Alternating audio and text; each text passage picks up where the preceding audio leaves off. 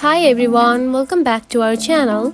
In today's video, I'm going to show you how to add Apple Pay to Coinbase. It is a very easy process, so let's dive right in.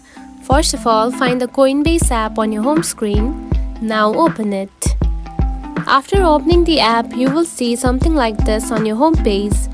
Now tap onto three dot lines at the top left corner, just right here.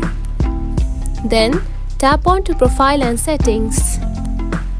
After that, here you can find the option of Add a Payment Method.